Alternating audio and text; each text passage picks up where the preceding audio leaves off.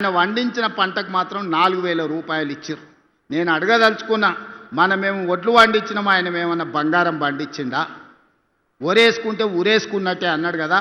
అలాంటి ఇదే రాష్ట్రంలో నేను వచ్చిన తర్వాత, ఇందిరమ్మ రాజ్యం వచ్చిన తర్వాత రైతులందరికీ చెప్పినాం, మీరు వరి పండించండి, సన్న ఒడ్లు పండించండి, గిట్టుబాటు ధరనే కాదు క్వింటాల్కి 500 రూపాయల బోనస్ ఇచ్చి చివరి గింజ వరకు కొంటమని రైతులు పండించిన ప్రతి గింజ దేశంలోనే ఈనాడు 2 ఏళ్ల ప్రతి పంట అత్యధికంగా ఒడ్లు పండించిన రాష్ట్రం తెలంగాణ రాష్ట్రం.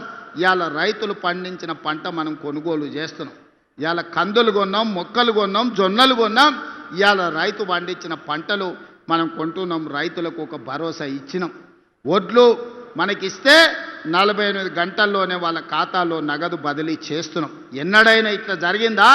ఆ ఎలా ఒడ్లు తీసుకపోతే మిల్లర్లు దళారులు కుమ్ముక్కై తాలు పేరు మీద, తడి పేరు మీద క్వింటాల్కి 10 కిలోలు దండి కొడుతుంటే ప్రభుత్వంలో ఉన్న పెద్దలు వాటాలు మెక్కిండ్రు తప్ప గంగుల కమలాకర్ లాంటి వాళ్ళు మిల్లర్లతోని కుమ్ముక్కై వాటాలు మెక్కిండ్రు తప్ప ఏ రోజు కూడా రైతులను ఆదుకోలే.